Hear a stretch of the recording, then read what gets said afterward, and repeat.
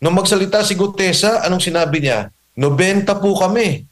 May inibestigahan ba ang ICI tungkol doon na nag-deliver ng pera kay Speaker Martin Romualdez? 90 yun.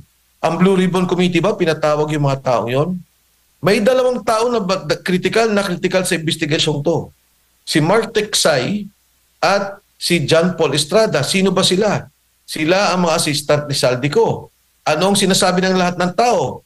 Magmula kay Henry Alcantara na isang district engineer at kay Saldico na binanggit din na itong mga taong to ang kumukuha ng pera at nagdi-deliver. At sila din ang nagdi-deliver kay Martin Romualdez, ang binanggit ni Saldico, at kasama na nag-deliver kay Pangulong Bongbong Marcos. May listahan yung dalawang taong yun. Pinatawag ba ng Blue Ribbon Committee? Pinatawag ba ng ICI? Hindi. Kasi pag tiningnan mo yung lahat ng mga taong to at yung sinabi ni Sergeant Gutesa, direktang-direkta, delivery ng pera. Hindi kumita yung mga taong yan nagdi-deliver ng pera. At ito ang magkokonekta kay Martin Romualdez at kay Pangulong Bongbong Marcos.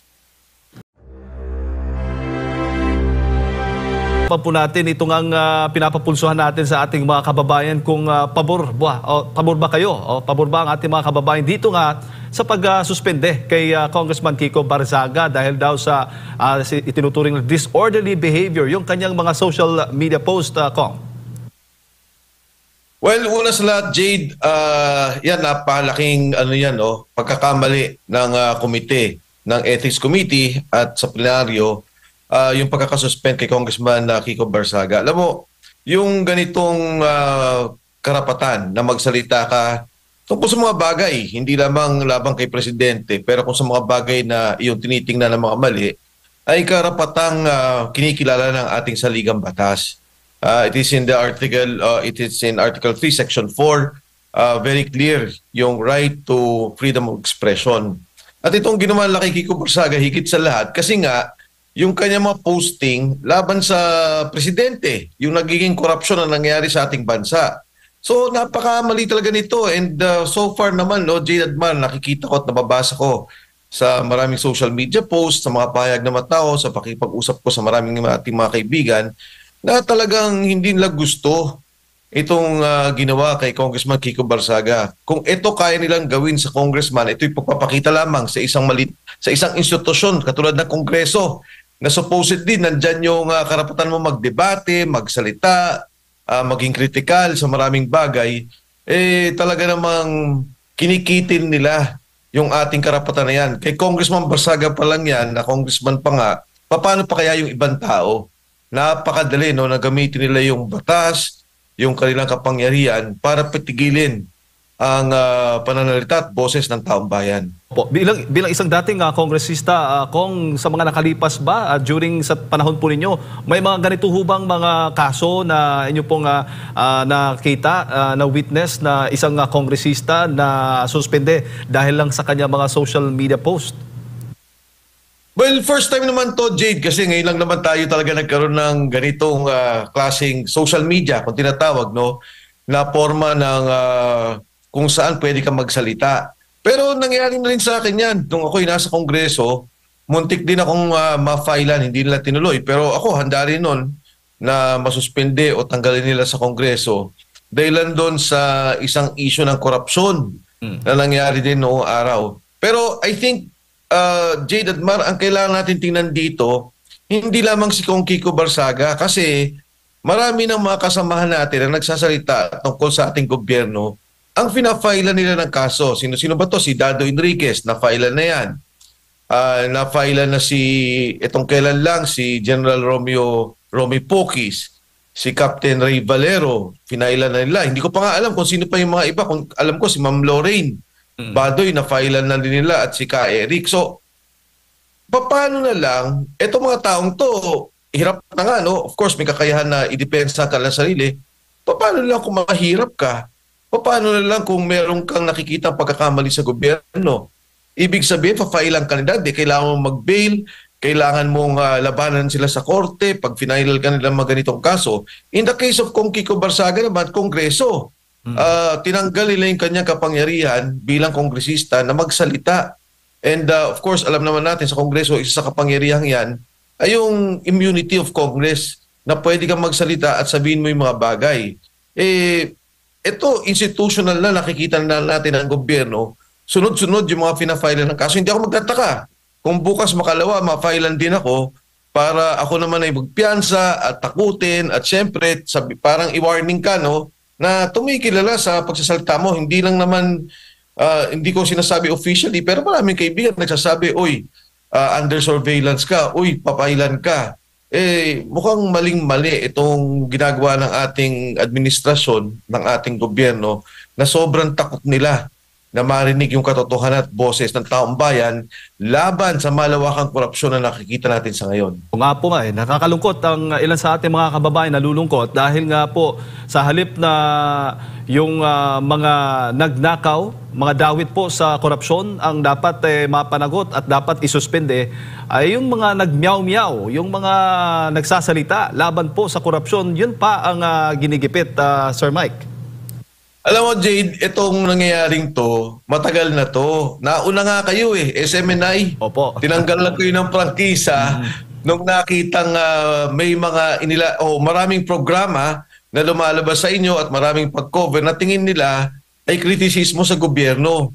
Tingin nila ay critical sa gobyerno. Pero noon, nung mangyari sa SMNI noon, wala pa itong malawakang korupsyon na nakikita Pero ngayon na lumabas at marami nagsasalita, ayan na. Sunod-sunod, pina-filean yung mga tao ng kaso, tinatakot na doon sa tungkol sa pag-file ng kaso ng sedition, na tinatakot na ikukulong. Si Kong Kiko Barsaga, sinuspende sa Kongreso. Maniwala ka, Jade at Mar, sunod-sunod na yan at hindi ako magtataka kung kayong dalawa mapafilean din ang kaso. Easy, Sir Mike. Opo, at syempre, kayo ba'y naniniwala din po na ito pong ginawa kay Kong Kiko Barsaga ay may impluwensya po yung Malacanang, yung palasyo? Dahil nga, sabi mo nga kanina, yung mga post niya, mostly laban po kay Pangulong Bongbong Marcos Jr. Well, definitely. May impluwensya ang palasyo dyan. Of course, hindi deny nila. Sasabihin nila, wala kaming alam dyan. Independente ang Kongreso. Pero ito ang sasabihin ko sa palasyo. Sa sitwasyon natin ngayon, grabe na ang pag-aaway-away. Grabe na ang pagkawatak-watak. Ang role ng Pangulo, itigil itong mga problema natin, itigil ang pag-away-away, itigil ang pagkawatak-watak. Etong investigasyon sa ICI, palpak talaga yan. Kailan lamang nagsabi na sila, yung kay Speaker Martin Romualdez, walang kaso, walang nakikitang kaso ang ICI. Walang nakikitang naging liability niya doon sa nangyaring problema ng nakawan sa flood control. Kaya ngayon naman, pagdating ng Pebrero, magkakaroon ng impeachment ang Vice President Inday Sara Duterte. Naku, pagkakahiwalay-hiwalay na naman yan. Kaya ang role ng palasyo ay itigil niya itong mga to. Sigurado sasabihin nila, pero tagal lang namang nag-warning. Di ba? Ang sabi, i-suspend namin si Kong Kiko Barsaga. Dapat immediately. Meron tayong tinatawag na Presidential Legislative Liaison Office. Nandyan ang opisina ng Pangulo ng Malacanang sa Kongreso. Nandyan yung kanilang mga tauhan. Ano ba naman sabihin? Oy, tigil lang muna, pakiusapan naman yung mga kasama. Kung sakaling sinasabi lang hindi sila involved. Pero kung sigurado, lahat ng nagsasalita laban sa palasyo ay titirahin nila. Papatahimikin nila. Kung kailangan file ng kaso, gagawin nila. Opo. Yung nangyari kay Orly Gutesa, at sa inyo rin po, siguro personally, Sir Mike, kay nakakaranas na rin po kayo ng panggigipit ngayon dahil po sa inyong paninindigan laban po sa issue ng korupsyon. Of course, Jade, siyempre maraming mga indikasyon dyan at maraming kumakausap dyan tungkol sa akin. Yung kay Sergeant Orly Gutesa, nabanggit mo, di ba nung una sinasabi ko na protektado o binibigyan ng proteksyon ng mga Marines. Ngayon, ang lumalabas, illegally detained siya. Nung magkala ko nga, nung una, nagsalita na si Congressman Saldico, sabi ko, mabuti naman, medyo malilibre na si Sergeant Gutesa. Biglang-bigla, si Saldico naman, binanggit na lahat ng sinasabi ni Sergeant Gutesa, totoo. Ayun, biglang nawala. Wala na kaming alam kung ano nangyari kay Sergeant Gutesa. Pero ang aking pagkakaalam, inilipat na siya sa ibang ahensya ng gobyerno, isang kung anong armadong sektor ng ating gobyerno. Wala na siya sa Marines at inilipat siya sa isang grupo naman. Opo. Yung pagkakabanggit po ni dating Speaker o ni dating Congressman Zaldico kay dating Speaker Martin Romualdez at kay Congressman Sandro Marcos, sa tingin po ninyo ay dapat mong i-consider ito ng Ethics Committee ng Kamara at sila po'y pag-aaralan kung ito ba'y kwalipikadong para sa suspensyon dahil nga po ang kanilang mga pangalan at iba pang mga kongresista ay dawit nga po dito sa issue ng korupsyon. Totoo yan. Kasi, di ba, kahit naman sa mga ombudsman cases, pagka ikaw ay naging suspect sa isang kaso o merong ginagawang investigasyon, hindi naman, sinususpend ka para magkaroon ng investigasyon yung ginagawa nila na malinis at malinaw na investigasyon na hindi mo magamit yung posisyon para impluwensyahan yung investigasyon. Maraming naidawit na mga pangalan. Nung una pa lang, kay Diskaya, nagbanggit na. Sinasabi na mismo ng mga kawani ng DPWH na banggit na. Ang kinakasama ng loob ng maraming tao, bakit itong mga taong to hindi man lang nasuspend? Itong si Kong Kiko Barsaga na wala namang kaso at nagpapahayag lang ng kanyang sarili, ang siyang unang nasuspend. Yan yung masama tungkol dyan. And to think, itong kay Kong Kiko Barsaga, freedom of expression. Di ba? May kanyang salita yun Kanyang paninindigan yun. Ang tinitira ni Kong Kiko Barsaga ay hindi mga pribadong tao. Ito yung mga tao na nagsisilbi sa gobyerno. At malinaw na batas dyan na pag ikaw naninilbihan sa gobyerno, malawak masyado ang batas o ang pagtrato ng batas sa iyo dahil subject ka nga You're a public official, you're subject to public criticism. Pangalawa, yung kritisismo ni Congressman Barsaga ay nakatutok sa mga bagay tungkol sa trabaho, tungkol sa sitwasyon ng ating bansa, kapakanan ng ating bayan. Nasa na yung pera, yung mga korupsyon na nangyari. So, itong kay Kong Kiko, talagang malinaw na ito'y pagkitil ng kanyang karapatan. At nangyayari nga, ang ginawa ng Kongreso, imbis na pinabayaan si Kong Kiko at suspindihin yung mga taong dapat imbestigahan. At dahil sila congressman, ma-influensya nila yung daloy na maaaring daloy na investigasyon, sila pa ang nandyan at walang suspensyon. Oo nga po. Sir Mike, si Partner Admar po para sa mga karagdagang katanungan po sa inyo. Congressman, magandang umaga. Si Admar po. Balikan ko lang yung dito sa ICI. Kamusta po yung tingin ninyo? Kontento ba kayo sa performance ng ICI? Tapos ang pinaka-latest ngayon sa kanila, nagpapatuloy naman yung kanilang sinasabing investigasyon. Nung una, mayroong public hearing, no? Naka-live stream. Pero yung iba naman na sasalag doon sa investigasyon, hihiling naman na executive session. Ang isa pa sa mga latest din ngayon, ay yung pagbibitiw po ni dating DPWH Secretary Babes Singson. Anong basa niyo po dito, Kong? Well, Admar, good morning, no? Una sa lahat, wala akong alam sa ICI. Dahil wala akong nalalaman na ginagawa ng ICI. Kung hindi, kung ano lang resulta nung ginawa lang investigasyon. Pero the investigation itself, wala akong alam. Dahil in the first place, yan ang reklamo ng maraming tao. Walang transparency. Unfortunately, yung ating Senate Blue Ribbon Committee hindi din nagtuloy-tuloy sa kanilang investigasyon. Yun ang reklamo from day one. Na kung naalala natin yung rally na ginawa ng ating mga kapatid sa Iglesia ni Cristo, sabi nila, teka lang, ituloy ninyo yung Blue Ribbon Committee and make the ICI investigation transparent. At yun din tingin ko yung pananaw ng maraming tao. Ngayon, itong ICI, wala talaga akong nalalaman dyan except for 2 weeks ago. Lumabas pa mismo yung abogado ni Speaker Martin Romualdez. Ang sinabi niya na gumawa na ng report ang ICI, ni-refer na sa ombudsman at wala silang kaso at wala silang liability whatsoever in the flood control scandal. Tapos, ang narinig ko na lang, may referral na gagawin tungkol dito, may referral na gagawin tungkol dyan. So, wala tayong nakikita na ginagawa ng ICI. Ngayon, sabi nila, gagawin daw nilang transparent. Tingin ko, huli na. O, yan, si Babe Singson, sumama sa kanila. Nauna pa dyan si Mayor Magalong. Ayun, nag-aalisan din. Talagang wala, mali ako yung sinasabi, walang kapangyarihan. Hindi. Yung kapangyarihan, secondary yun. Ang importante first is transparency. Dahil hindi natin makita yung poder o kapangyarihan ng ICI until nakikita natin yung actual na nagiging hearing nila, sino bang pinapatawag nila? Paano tinatanong ang tao? Anong kapangyarihan nilang kunin ang dokumento? Anong kapangyarihan nila na ensure na dumating ang tao doon? Hindi naman natin nakita yung mga bagay na yun from day one eh. So sa akin, Admar and Jade, hindi ako naniniwala sa ICI. From day one, naging parang moro-moro ang ginawa nilang investigasyon. Ayun, lumabas yung mga pangalan, iilan-ilan, yung mga maliliit na pangkawani ng DPWH at saka yung mga contractors. Yung mga congressmen, nakita natin nag-report doon. Sabi, nagpunta daw, nagsalita. Ay, anong nangyari? Anong tinanong nila? Anong lumabas sa kanilang katanungan?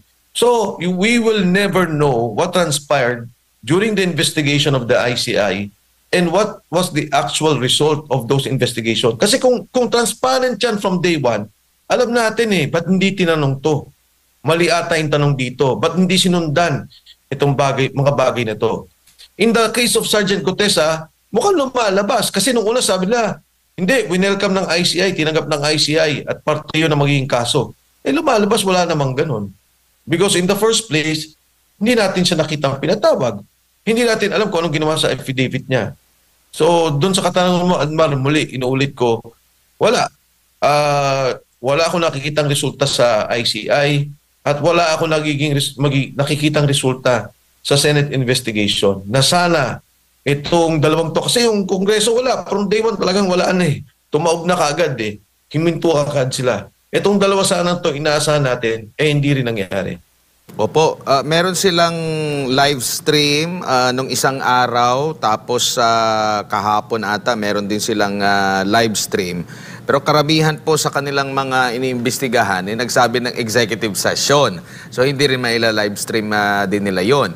Pero ihambing natin dito naman sa mga oral arguments sa Korte Suprema, lalo na yung mga celebrated or yung mga malalaking issue. Bukas naman yun, Congressman. So kumbaga, hindi siya, kasi meron silang agam-agam nung una na hindi pwede itong kasi daw paglabag daw sa privacy, ganito, ganyan. Marami silang mga palusot ba o rason, kaya hindi sila magla-live stream. Pero nagawa naman ng kataas-taasang hukuman, nagawa naman dyan sa Senado para malaman ng taong bayan talaga mali yung pagtatanong ni parang hindi ma-assess ng tao Pero sinasabi nila, transparent sila. So kumbaga, meron pa bang pag-asa, Congressman, na maisiwalat na talagang independent? Kung meron pa bang independent? Kasi dito sa Senado, sinasabi na po na maglalabas sila ng initial na committee report.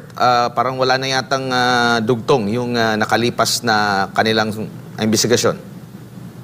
Well, Admar, una sa lahat, yung mga investigation na yung hearings na ginagawa sa korte or sa ombudsman or sa Supreme Court, yan, or any other court, option nila yan to open the hearings if they want to make it publicized.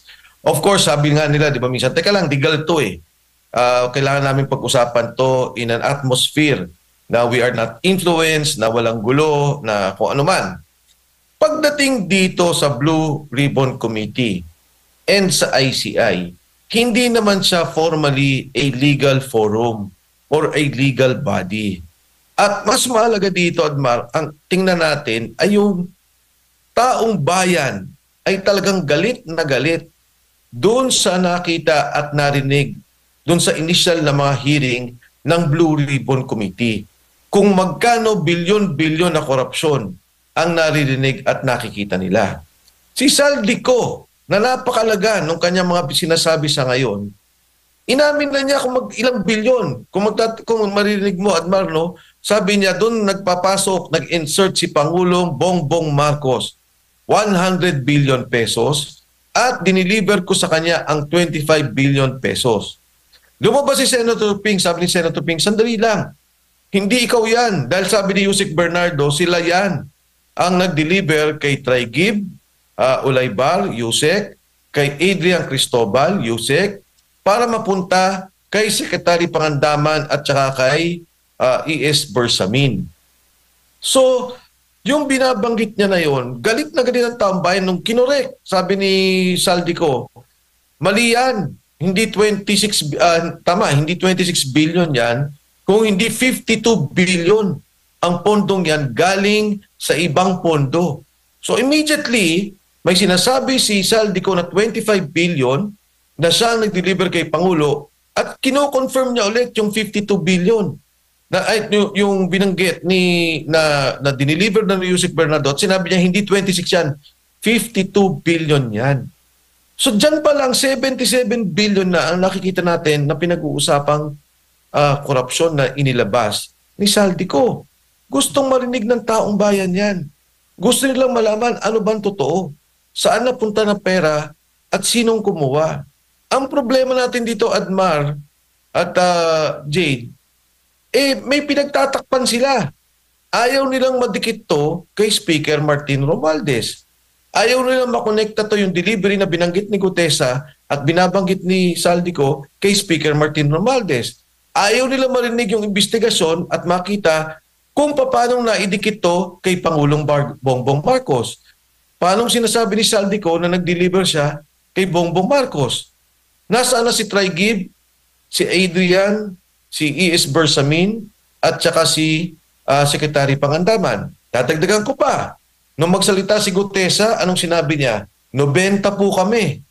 May inibestigahan ba ang ICI tungkol doon na nag-deliver ng pera kay Speaker Martin Romualdez? 90 yun. Ang Blue Ribbon Committee ba, pinatawag yung mga tao yon? May dalawang tao na critical sa investigasyong to. Si Mark Teksay at si John Paul Estrada. Sino ba sila? Sila ang mga assistant ni Saldico. Anong sinasabi ng lahat ng tao? Magmula kay Henry Alcantara na isang district engineer at kay Saldico na binanggit din na itong mga taong to ang kumukuha ng pera at nagdi-deliver. At sila din ang nagdi-deliver kay Martin Romualdez, ang binanggit ni Saldico, at kasama na nag-deliver kay Pangulong Bongbong Marcos. May listahan yung dalawang taong yun. Pinatawag ba ng Blue Ribbon Committee? Pinatawag ba ng ICI? Hindi. Kasi pag tiningnan mo yung lahat ng mga taong to at yung sinabi ni Sergeant Gutesa, direktang-direkta, delivery ng pera. Hindi kumita yung mga taong yan nagdi-deliver ng pera. At ito ang magkokonekta kay Martin Romualdez at kay Pangulong Bongbong Marcos.